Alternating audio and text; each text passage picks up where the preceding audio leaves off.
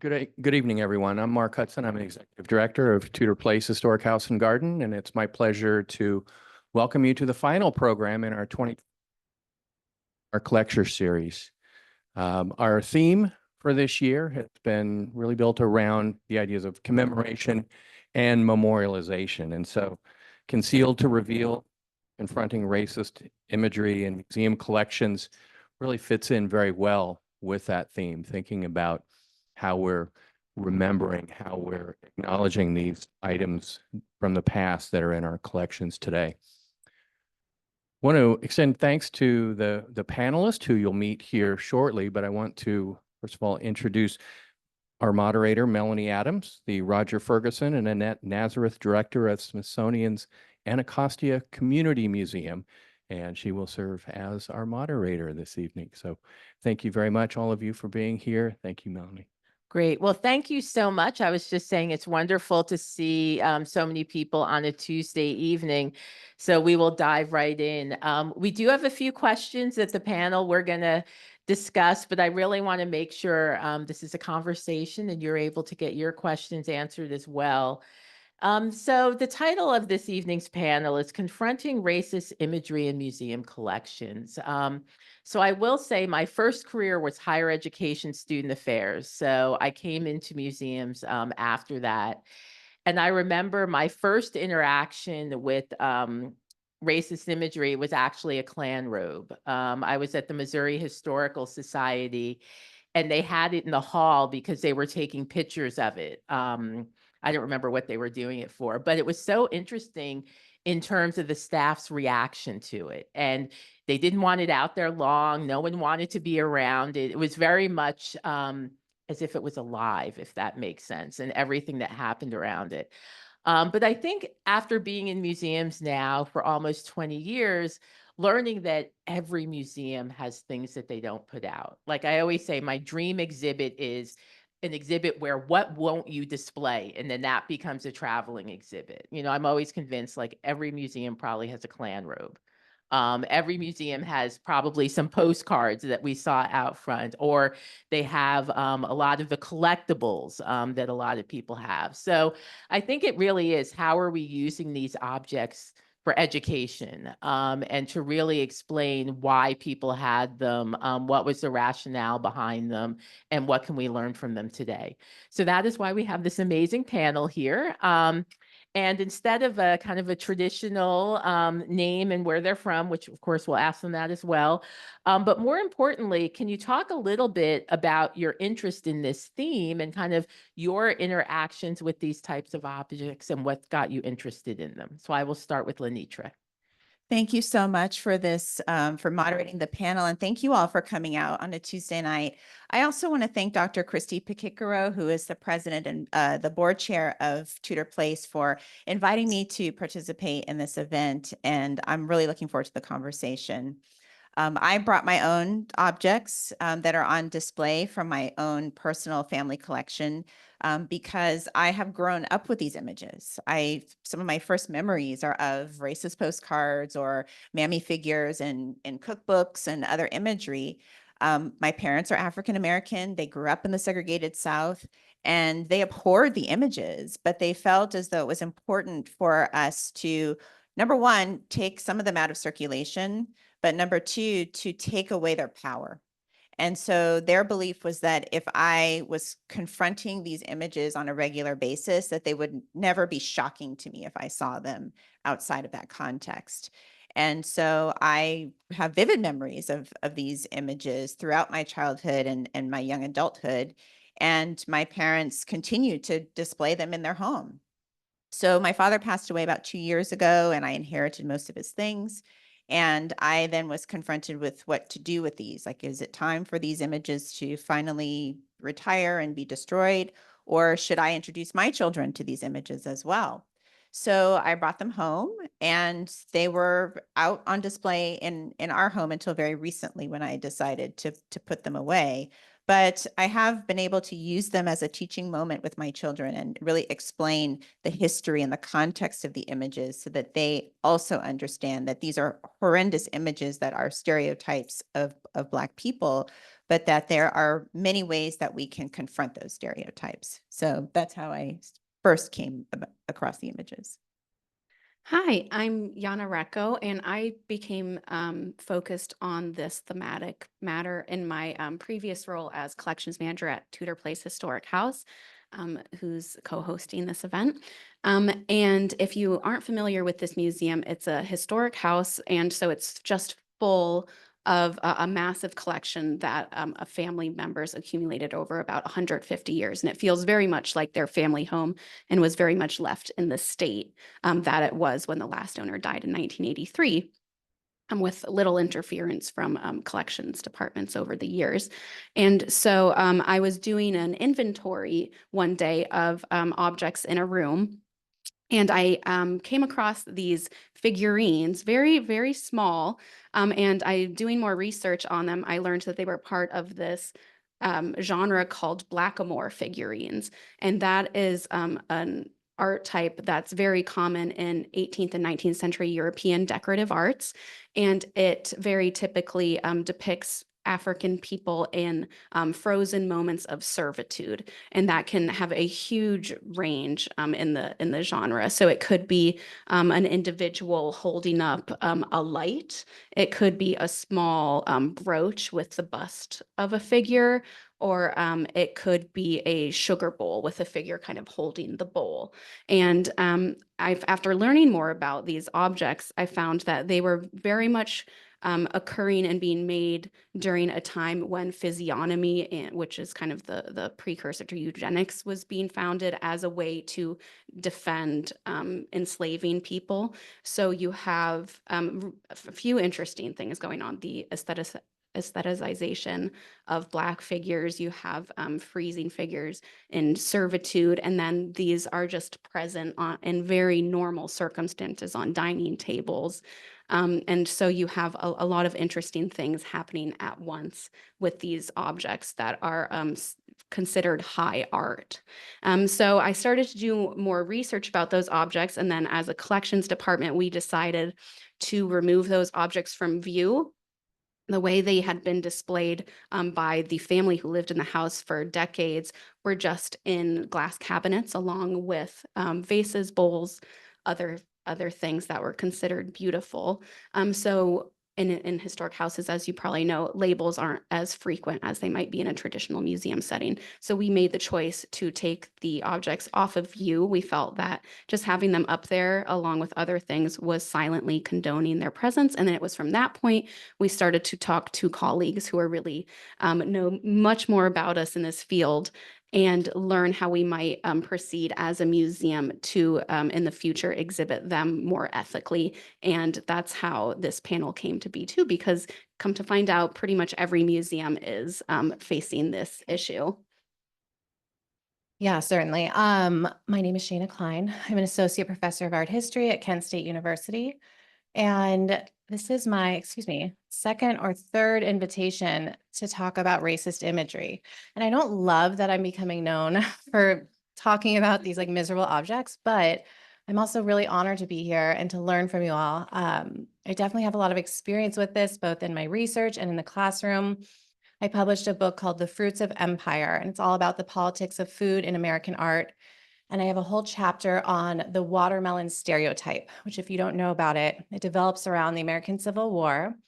And it proclaims that African-American people have this insatiable lust for watermelon. And you see hundreds and hundreds of images, like not just in trade cards and postcards, some of which are outside these doors, but also on silverware objects, paintings.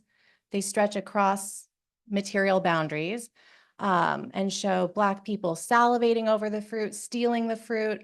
And so I really wrestled with what to do with these images. I wanted to contextualize them. I wanted to confront them. And I teach this material in some of my classes, but still grappling with how to kind of carefully publish on these images and present them, and what kinds of strategies can we come up with to deal with their legacy in the current political climate.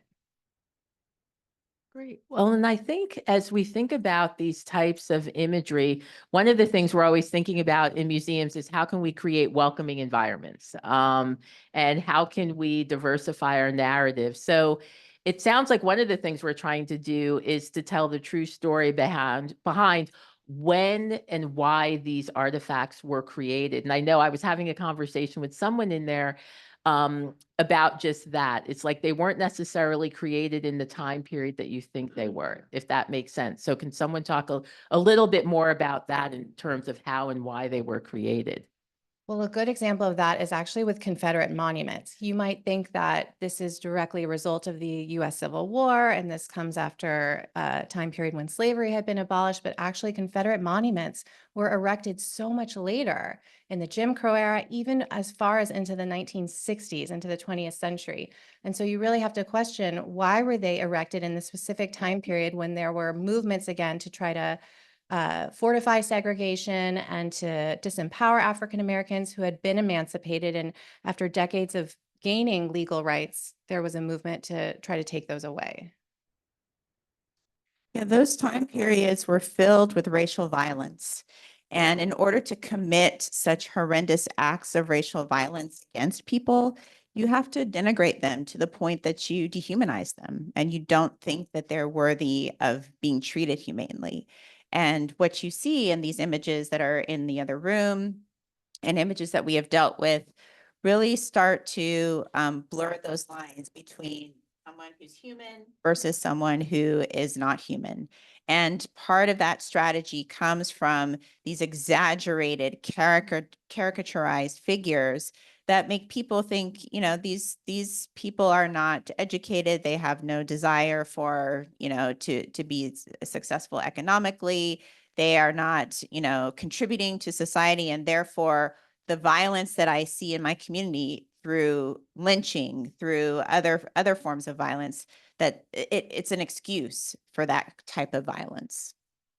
I think also a lot of the, particularly in the Blackamoor genre, I've looked at examples from the mid 1600s from Italy of particularly quite large figures of African people holding up light sources, so for flames, for torches.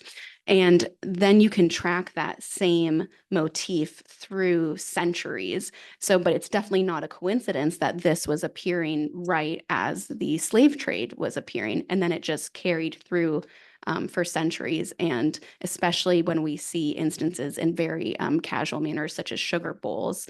And then you see that tie between, okay, we have the figures with sugar bowls at a time when sugar production is dependent on enslaved labor. And so there was all of this, none of it is ever a coincidence, I find. And it is very much a centuries long effort of producing like a visual codification of racism. And you can see it carried all the way through to the postcards. If I could expand on the LaNitra said it too, that a lot of these objects like were meant to denigrate, especially African Americans, and we have some examples of Asian Americans, and to make them look subhuman, like those exaggerated facial features, or there's even one trade card out there that shows an animal with more dignity than some of the humans within that trade card. And so these were really intentional, like they were designed to make people think that African American people were uncivilized and inferior and subordinate. Well, and also thinking about that normalization, there's also the detergent box. And, you know, I think we immediately go to Aunt Jemima or Uncle Ben's and kind of how those things that type of imagery has become normalized. So people have that in their house every morning at the kitchen table and don't think twice about it. So why do you think all of a sudden the marketing industry started picking up on this? Because this isn't fine art. This is your syrup bottle. Yeah. I mean, I think they're scared of getting canceled. Like, I think we're in a cancel culture. And so I don't think they're doing it out of the goodness of their heart. Like, they're evacuating the Pocahontas figure from Land O'Lakes Butter. They're evacuating Aunt Jemima because there's kind of a market response that people are protesting it. But yeah, I think that's what also Ianna was talking about. Like, that's what makes these objects so dangerous, is that they're so normalized. Like, these were in people's dining rooms. These were in people's everyday parlors. Like, when you see something so frequently and ubiquitously, that's what kind of makes them even more dangerous than, say, a fine art painting that was seen by a smaller, more exclusive audience. And Ianna made a point about the connection between the figure and the commodity. So if you think about Uncle Ben, for example, is on rice. Rice was a commodity, a very, very profitable commodity on plantation, the Low Country, farmed and harvested by slave labor. Same thing with coffee, same thing with sugar. So the commodity is paired with the person who is responsible for harvesting that particular product. And there, without enslaved labor or some type of violent forced labor, Europe, the United States would not have had, oh, thank you, all of the things that we think of that are European. Delicious sweets, all of the chocolates, all of the coffee, all the things that we think of as classically European, would have just, they wouldn't have existed had it not been for the plantation economy and these commodities. So there's a direct connection and a reason why you see these types of faces represented with those particular products. Aunt Jemima is responsible for that's a pancakes, but there's also the syrup that goes with that, which comes again from sugar.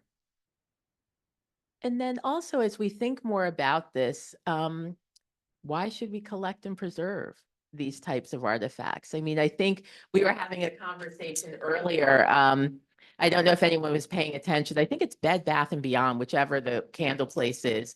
They essentially had candles that looked like the Klan. Like they said they were snowflakes, but they looked like the Klan. There was no way around that. And it was really interesting. But me, being a museum person, I asked, like, do you guys have any more of those candles? They're like, oh no, we destroyed all of them, but I would have wanted to take, to keep one. And so why do we either feel a need to keep these artifacts, and what is their role in our museums and our historical spaces? Think the and I know a lot of people inherit these or are private collectors, and I wouldn't ever begrudge anyone for wanting to destroy them for their personal piece. But as museums, where you obviously can't do that, we're stewards of these things, I think preserving them for the very simple reason of preserving that evidence to combat any historical denialism, like the lost cause of the Confederacy, like each of these is proof of the construction, the very long construction of racism. So I think that's a pretty basic reason to keep them. And then I also think how we've been talking about how we see modern day examples. There's a great power in being able to trace that back, I think, hundreds of years. It's very easy to feel gaslit when people are like, no, it's not racist. It's just a cute something. And it's like, no, no, no. And then to be able to back that up with evidence is quite powerful, I think. And those exist in many of the forms. We see the same motif over and over. Yeah, I think Ianna and LaNitra both have made really compelling cases for why we need to keep these, especially with something that scholars call cultural amnesia. Like in this country, we have this trend of purposely and institutionally forgetting some of our most shameful histories. And so these objects need to be studied. They need to be scrutinized and contextualized so that we try not to make these mistakes again, and that we remember the kind of like systems of power that we're working against. At the same time, I think I'm on like the most radical end of the spectrum. Like we've talked about before, like I just want to burn all these objects. I want to throw them away. I want them to never see them again. I say maybe keep like 5% of them. And the reason why I feel that way is because after studying something like racist imagery of watermelon, I'll tell you, there is no shortage of these objects. Like I have visited so many museums and archives across the country, even finding these objects as far as Hawaii. And I see them all over the place and all the time. And I see so many of these objects, and many of them that are redundant, like they're repeated by all these museums across the country. So I don't feel like we need to keep collecting them. I don't feel like we need to keep storing them. I think we should start destroying them, because I also worry about the pain that they might cause to people who encounter them, and like the kind of histories of violence and trauma that they reinforce or reinvoke. And so I'm also thinking about caring for my students who see them, or scholars in the archive, especially African-American scholars who might look at them and feel traumatized all over again, especially if their ancestors have been affected by it. So I know that's a radical stance, but Glad that you're presenting the full spectrum here, because there are millions of these out there. They were mass. Many of them are privately held. Most of them are privately held. So there are people maybe in your own families have these objects, and they're not collecting them ironically, or collecting them to keep them out. They're part of their family lore or family history. And some people I know venerate these objects, and they feel a sense of pride that they're able to collect this. It helps them feel like they have a sense of control or ownership that may have been lost. So those objects are still circulating. They are still waiting to be discovered.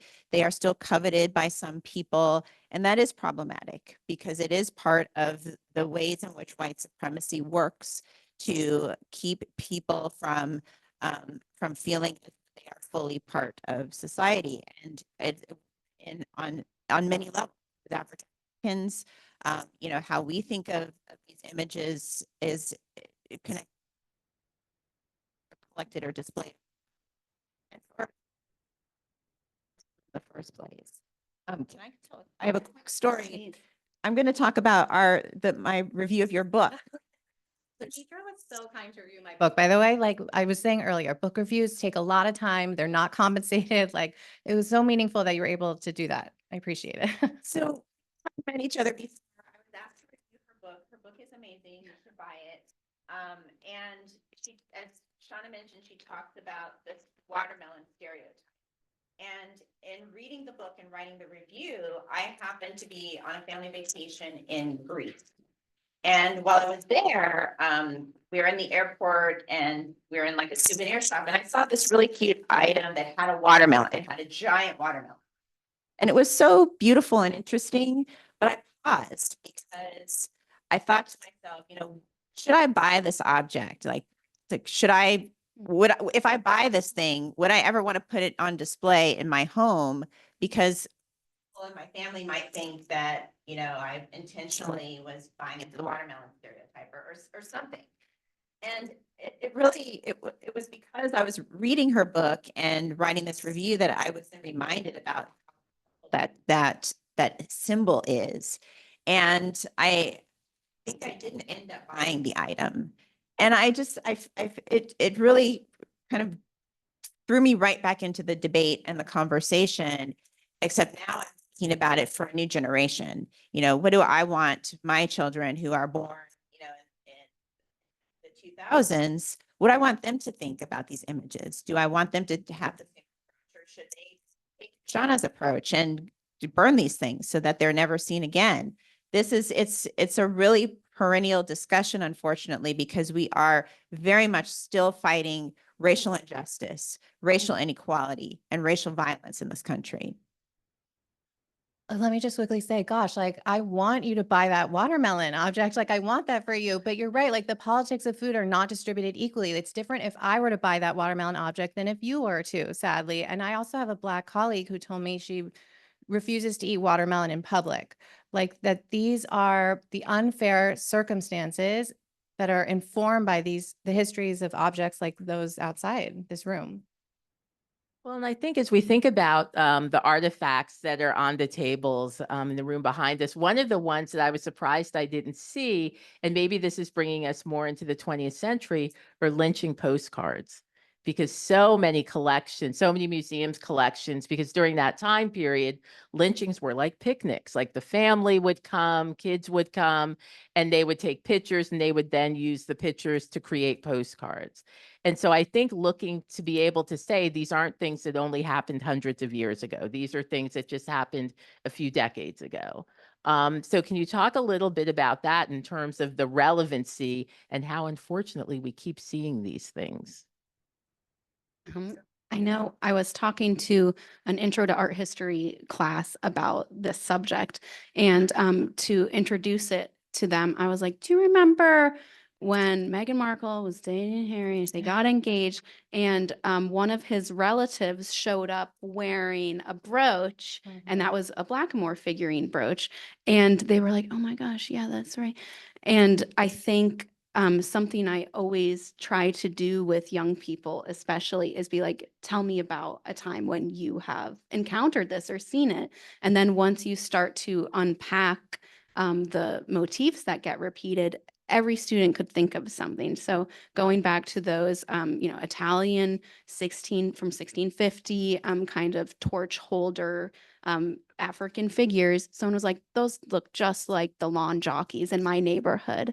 And I was like, that is an exact example of how that persists. So I think once you key into it, you start noticing it in everything, and in restaurants, and wallpapers, and in the back of movie sets. Like, you'll start seeing them when you're watching a movie.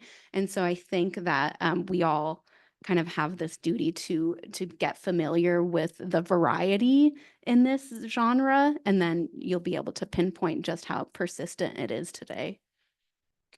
I'm extremely uncomfortable by Halloween decoration. People hang little ghost figures from trees. That to me is way too close. People like me hanging from trees in the 20th century. It's a lot of people. I asked my neighbor, did you ever, this could be a comparable? They would be mortified. They would say, I have no idea. Yeah, that's a classic thing that people say to show that they have no understanding of history. I have no idea. They would be mortified. How they see their place in the United States is very different than how I see my place in the United States, partially informed by my study of lynching postcards. I do a lot of workshops teaching at George Mason and in my community about the scourge of lynching, about how prevalent it was here and in other parts of the country, and how that form of white supremacy. We were the only country to burn people at the stake well into the 20th century. And at least 5,000 people were lynched, probably more, but that's how many we can document. And the whole, process of lynching was horrendous, extrajudicial and violent, but also jubilant. So people were going to these events and they were selling snacks. They were bringing their children, and these cards were part of the souvenir of that experience. So, there was a really great show over 25 years ago now, Without Sanctuary, that the catalog is still out there if you are interested, that shows so many of these lynching postcards, private collection. And what I think is really interesting is not just, I don't know, but thank you. It's not just the images themselves are just horrendous, but on the back of the postcards is equally as interesting. Wish you were here. Look, here I am right here next to the body. So actually socialized into racial violence. And the last lynching that we, as scholars, can agree was a lynching occurred in around 1979, 1980 in Mobile, Alabama. So within many of our lifetimes, a man was lynched. So this is not something that is in the distant past. This is something that's with us today. There was a really great play that was in New York. I saw it. It's called Appropriate. Yes, it's a very excellent play about a family down to sort out, a loved one's belongings, and they find a racist image. They never exactly tell you what the image is, but it's probably a lynching postcard. So the whole play is them deliberating on what to do about this object. So it's part of our zeitgeist right now, and it should be, because we have so many very pressing social issues and racial issues that we have to deal with. But these postcards and these images are really at the crux of a lot of what we're seeing today. I'll say two things in response. It's also really icky that a lot of these lynching postcards fetch very high prices in the art market today. And so you really have to ask yourself, like, why are these objects, why do they continue to be fetishized? Who's profiting from them and selling them? Yeah, I'm seeing a lot of surprised faces, like who's making the money off of these objects and why they become like so treasured and cherished. And I would urge you to look at the artwork of Ken Gonzalez Day. So what Day does is he takes historical photos of lynchings because they were indeed picnics and parties. And some of these photos have hundreds and hundreds of people who are sitting on the ground, like hanging out, having a party. But he edits out the person being lynched, right? Because he doesn't want to normalize that violence and desensitize the public to that. And it instead focuses on all the people who were there instead of the person who was harmed. And it, I don't know, kind of reverses that lopsided dynamic of power for a moment. Yeah, I know there's been an effort to zoom in on for like in Little Rock when schools were getting integrated to instead of looking at the children in those kind of classic photographs to look at zoom in on the crowds Right. of white folks. Yeah. A Or lot like of screaming. yes, and a lot of which are harassing. women and other children. Yeah. And so I think there is a shift to be like, hey, who is that in the background?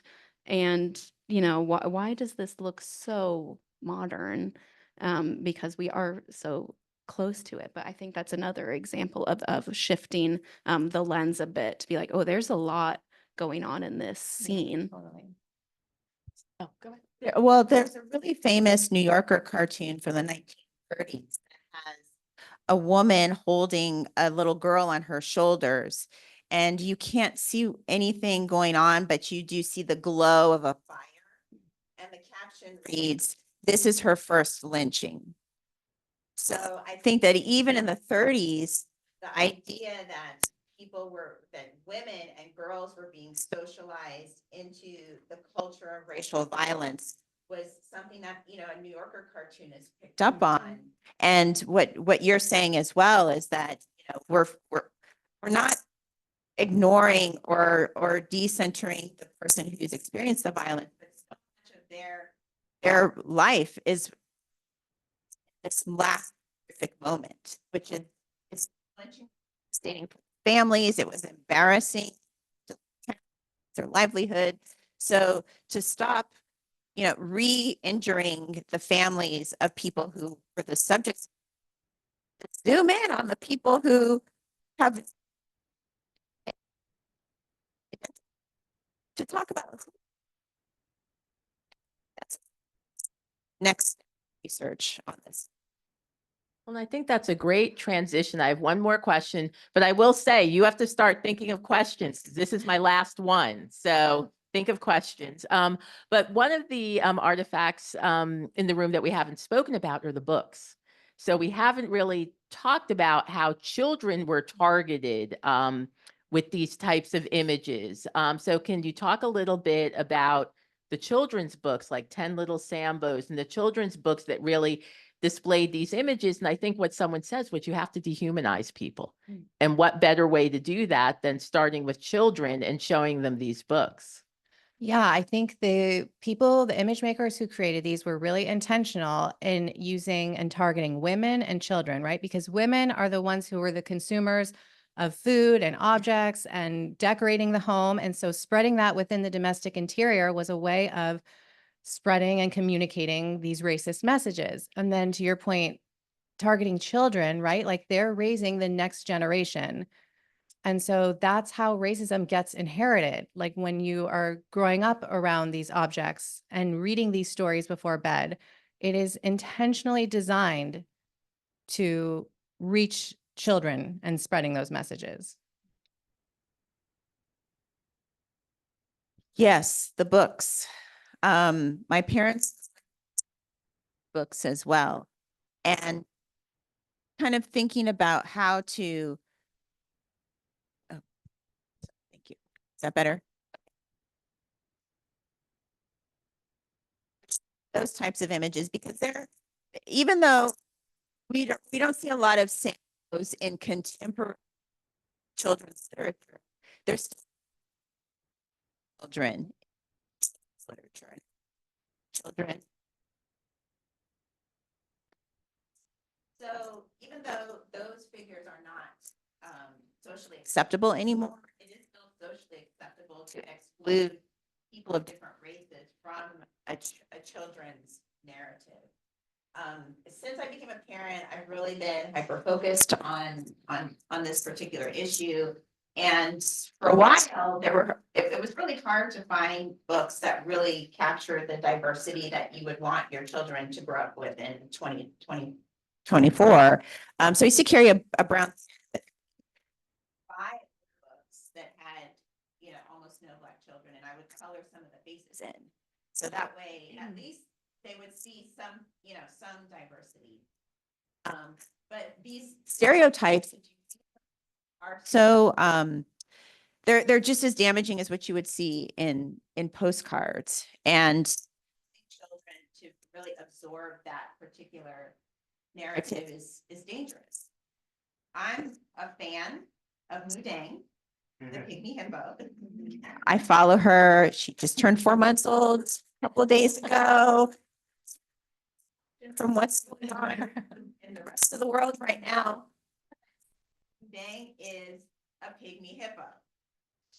And pygmy is a derogatory name for different groups of African people, mostly concentrated in Central Africa. And so every time I hear or read somebody refer to Mudang hippo, that is her species. That is what she's classified as. But it reminds me every single time that racist into children's books and but into the tax plants and how we name animals. If we see something or someone who's short, pygmy, Willy Wonka, and the chocolate supposed to be pygmies,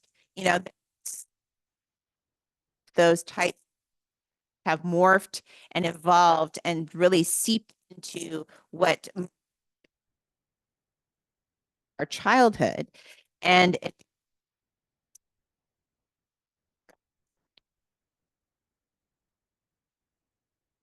about or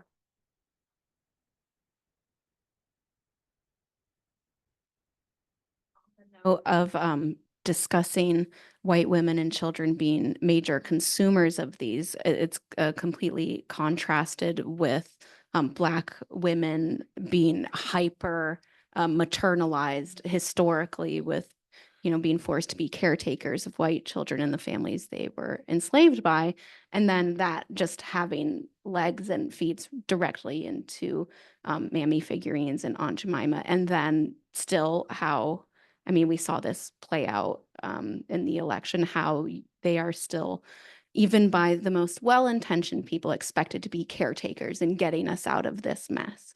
And so that has a very long lineage too, and is a complete interesting contrast with the consumers of these. That's such a good point, and how it relates to today. I remember a few years ago, I saw in a museum like a Mammy doll. One side of the doll was an African-American woman. The other side of the doll was a white child. And so imagine like a child playing with that, Black or white, and that dynamic is literalized in a doll, and how harmful those consequences are. But I think in general, there needs to be more scholarship on these objects. In my discipline of art history, it has historically been very traditional. People are studying paintings and sculpture and like the fine arts objects that are on the top of the hierarchy of that ladder of what's considered like the most artistic, the most dignified. But it's the mainstream objects that need more attention, right? The dolls, the toys, the books, those are the objects that most people were seeing and viewing. And so if you're really concerned with visuality, you should be studying the mainstream inexpensive objects as well. Yeah, and I'm glad that you mentioned that, because when people think about art history, they think of the fine art and these high art.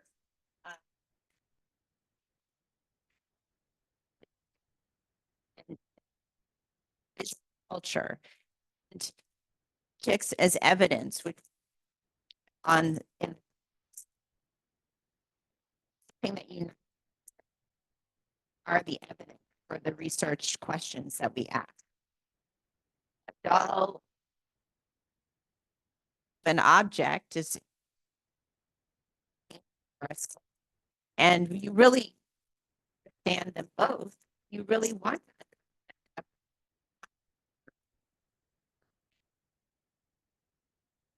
are in conversation with each other, whether we want to acknowledge it or not. Well, we will open it up to questions from our audience. So hopefully you have thought of a few. And we're gonna have you stand and project. Okay, so I wonder if you guys could talk about how you handle these objects in your database. So database is open to the public, you can search, these things can pop up. What do you do about racially insensitive titles and then the objects themselves and the images of the objects? A great question. When we were at Tutor Place as a collections department, kind of tackling that because it was really no work had been done in that regard. We started to look at pretty much every other museum that had objects like these in their collection. I'd say my personal ideal was done by NMOC here in DC. They, on all of their online records, have a disclaimer of the material, and not just that it's sensitive. There's a lot of talk about how to address these. People are kind of moving away from more trigger content warnings because you don't want to. You want to give credit to your audience to be able to handle this. So I found that they used really good language to say that these objects just display racist imagery. We believe they're important for the study of racism and to combat present day racism. So I really liked how they named it and then said also the why, because we feel it's important to fight those ideals. So and then other institutions have done a range of things. I know at the National Archives, there was an initiative years ago to kind of put in italics on online records for outdated language, that this has outdated language. So they would, remove, racist terms that were used in the past and simply put Black or African American. And so everyone does it in a slightly different way. And I think at Tutor Place, at least, we were just beginning to have those conversations and gathering information because everyone seems to do it a little bit differently. But I think the important thing is to do something. We'll say, for those of you with museum speak, NMOC is National Museum of African American History and Culture, just in case. Yeah, I mean, we were sent a few database objects and descriptions, and I don't know where exactly they were coming from. They were just describing the objects on visual terms. And I love how museums are moving towards language that's much more pointed.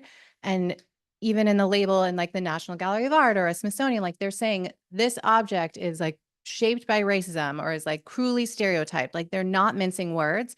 And I think that's really important to do. And it's like a healthy direction towards, moving towards and being aspirational that way. I was going to say something else.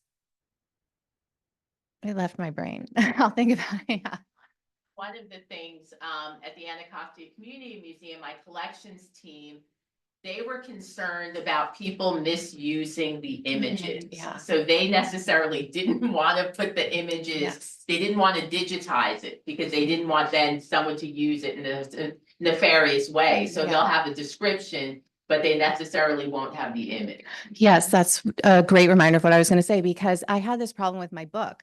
So I have this painting in my book of a Black boy eating watermelon. It's terribly troped and miserable. And I communicated to my press because authors have a chance to say how big you want the image to be in your book. And I said, I want it the smallest size possible, like a quarter page.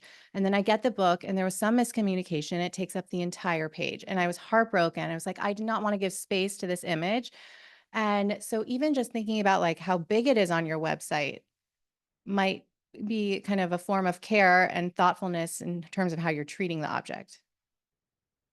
Say even for the press for this event, in making it, it was like, what do we do? So we just used outlines of the figurines that we have on view here instead of, and just used it. So it's just all Black and you get the outline of them, because it's quite, say if you were just on social media scrolling, a local event pops up, that's very upsetting and jarring, and we really don't want to do that to people.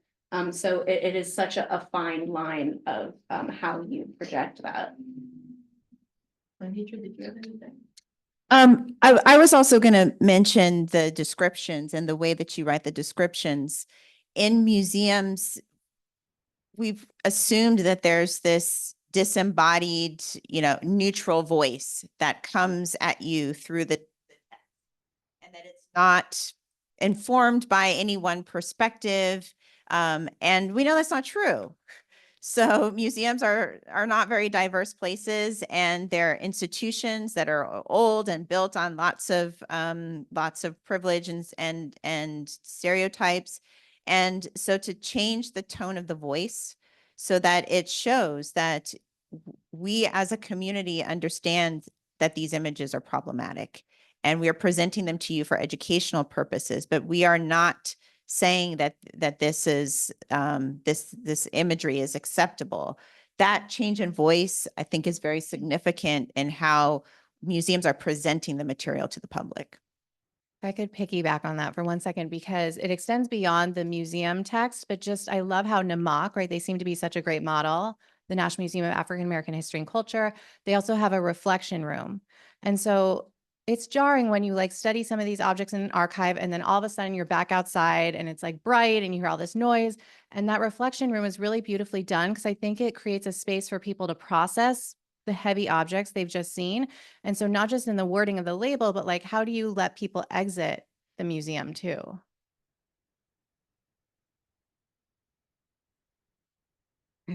At Tudor Place, we also have a lot of Asian art, which I'm glad that Georgetown put some out. And I'd like for you guys to address that because that's another issue we have too. Really, your conversation, I'm thinking about way too many things at the same time. So I had to, because in a domestic environment, it's one thing to put things in a museum exhibit, then you have that freedom to be able to interpret things individually. I don't have that freedom at Tudor Place as a curator. We've got all this stuff and you have to train people to how to, and somebody could catch, something out of the corner of their eye and be like, what in the world are they displaying that for? And not ask a question. So anyway, that's one thing, but that's not really a question. My question is about the Asian art, how we have things hanging on the wall that, purchased in the 1920s, same times the Peacock Room, how do we interpret that stuff for our audiences so they understand more deeply what those kind of images meant to the people that were collecting them? So the objects that I'm thinking of that I know are in the Tudor Place collection are these reverse glass paintings, meaning you would paint a scene on a mirror. And those were often done, produced in China by Chinese artists and then exported to the US. So anytime you really see a reverse glass mirror, that was its function. And this one scene, all that was written in the database about it. It's two figures, a man and a woman in an outside pavilion-esque setting. And all it said in the database was like, looks like it's from an opera scene. And I was like, okay, that's not much to go on. And it became very obvious when I was going through and showing Chinese people this object. They were like, oh, duh, I know what that scene is. And it's from like one of the most famous and most beloved epics that is taught to every child. And it's kind of like their Iliad. And so I just thought that this is a perfect example of me having that huge blind spot. This is very obvious to someone who grew up with that book. That scene is very recognizable. And also I thought about the collectors who likely had no concept of this kind of beloved scene that was very, very common to depict. So there's like many, many layers of ignorance happening it all the way up to me. And I thought that that's pretty much transferable to every piece of art, especially Asian artwork, where some of it is obviously very racist. I know on one postcard that we have on view right next to Black figures, there's also hyper characterized Asian figures. So I think a lot of those played on the same motif happening at the same time. There was probably a large influx of those characters around the Chinese Exclusion Act. None of it's going to be a coincidence, but it definitely gets harder to pinpoint, I think, when it is something that's made in the Chinese market by Chinese people, but for American consumers. So it's, I think a lot of it falls under this conversation too, but has added elements. An example I teach in the classroom is the Boston Museum of Fine Arts has a painting by Claude Monet of his wife in a kimono.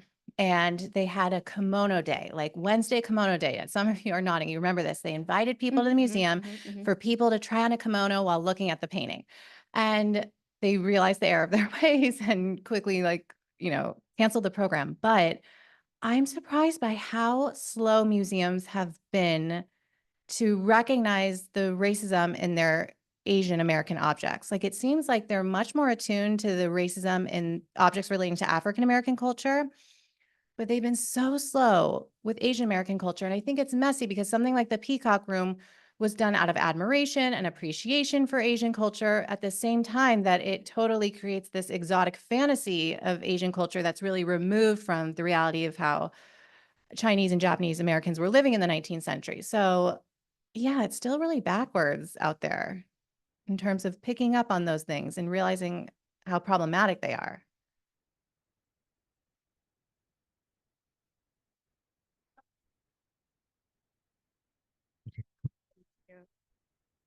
So one thing that I found really powerful in your earlier discussion was your discussion of how banal or jubilant the celebrations of violence are as pertaining to the lynching postcards, but that also makes me think of how you're using these artifacts as educational tools to desensitize the public to these racist imagery, but also it shows how anyone can participate in these acts of violence and how they can perpetuate this visual culture that dehumanizes and criminalizes Black and brown bodies.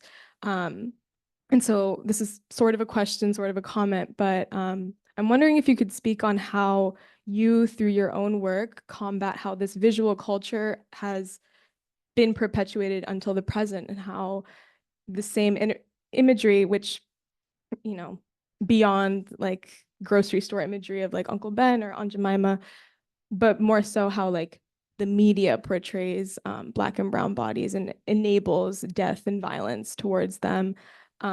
For example, how the media portrays victims of police brutality. And these images are not neutral, as you said. And so I'm just curious how your work with these past artifacts connects to visual culture of the present. Sure, I can do a little bit. And I think it was exactly what you said. I wonder if, I don't know if people need to be desensitized by these objects based on what you said. So I always say, I don't need to see any more videos of police killing Black men. I just don't need to see the videos. But it's like you said, they're played repeatedly, and so they are desensitized. I will say I was in St. Louis when Michael Brown was murdered, and it was interesting because people, obviously, you were upset for a variety of reasons, but one of the main reasons was that they left his body on the ground for 4 hours, just left it there. And so again, how you are treating Black bodies and how that body is being shown repeatedly on the news and in the media.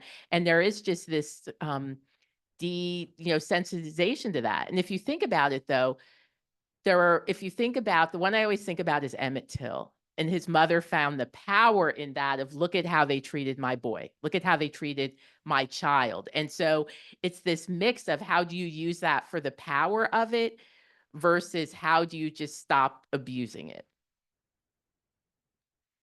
Yeah, so the video Darnella Frazier took murder is essentially a lynching postcard. and the way in which was it made wouldn't have had a racial reckoning had she not made the video. But it was an opportunity for millions and millions and millions of people to view violent moments. So that is a bookend to this long, and as professors, educators, our job is to put these images into a context to show people from beginning to end what that really looks like. That way, each of us develops a visual vocabulary. So when you see an image, you don't just see that image on its own, you understand the full context of that image. And hopefully, after tonight, if you go home and open up your cupboard and look in there, think about what you see in there and how you think about it differently now versus before you came to this session. Blackstrap molasses, Aunt Jemima's, pancake mix and syrup, Uncle Ben, Land of Lakes, all of our these items. And after spending some time thinking about their context and about the real effects that they have on our society, when you'll start to notice it even more, and you'll see even more of it. And you'll be able to tell your friends and your family, this is really what's going on behind this image. It's not just about selling butter or rice. And maybe they'll tell someone else. But, that's, as art historians, that's what we have to do, is we have to help students to really sit with these images, sit next to them when they're looking at these images. They're not easy to look at. I always tell students, if you need to step away and come back, I take for granted that I literally grew up with these images, and they probably impact me in some way, but on a daily basis, I'm looking at probably 10 lynching postcards and a couple of racist stereotypes and writing about them and then going about my day. But for the students for whom this is their first encounter, it's not, it's very emotionally jarring. So the goal is that we get to people as early as possible. We don't want students coming into college and saying, oh, I had no idea that these things were a problem. We want them to come and learn about this history earlier and earlier and earlier. And that's about to get much harder in the next couple years, but Yeah, that's a really powerful question. As it relates to the images and objects that circulate today, I think that they were mobilized to try to create empathy. Like seeing a video of someone, that could be your son, that could be your brother. Like that's the kind of language that has been historically used even since the 1700s. And I think scholars are realizing now, and there's been a lot of research about the limits of empathy, the limitations of it, and that empathy is not really working well. It's not working hard enough. And that, can you really imagine yourself in someone else's shoes? Can you really imagine what it's like to walk through life as someone else? And even if you can, it's really temporary. And so while these videos were circulating to try to get people mobilizing and to, kind of strike into action, empathy doesn't do as good of a job as we once thought it did. Well, I think that is a wonderful question to end on. So thank you very much. And thank you so much. Join me in thanking our panel.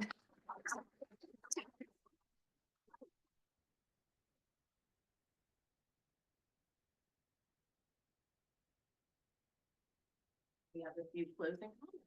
Well, just again, thank you so much to all of you for this. It's really extraordinary when you have an experience that is going to change your life forever and change the way that you look at the world. And that's what this has been for me this evening. So thank you. Thank you for that. Also, I neglected to thank our friends at the Georgetown University Art and Museum Studies Master's Program, our co-sponsors for the event this evening. So thank you very much for being such great partners. So we will be resuming our lecture series in March next year. So be on the lookout for that. And just on a personal note, I just want to say a word of thanks to Ianna for the work that she has done at Tudor Place in recognizing the issues associated with some of the collections items and really taking a proactive stance in allowing us to just think about what do you do?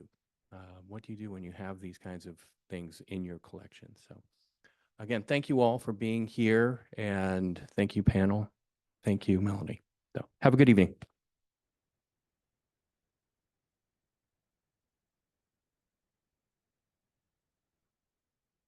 There's some treats out in the hall if you want to stick around.